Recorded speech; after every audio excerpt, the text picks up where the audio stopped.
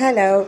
تعالوا نسوي أطيب وأسهل بيتزا وسريعة بالتحضير. هنا عندي هذا الخبز مال صاجية، وهنا عندي فلفل أخضر وطماطة وزيتون مال بيتزا والجبن، وهاي عندي الصلصة.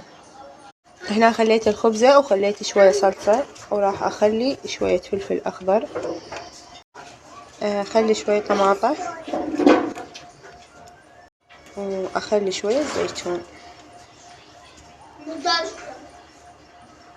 وآخر شي راح أخلي شوية جبن.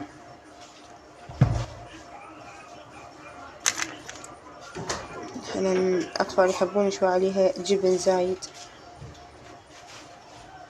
هذا شكلها، راح أدخلها هسه للفرن.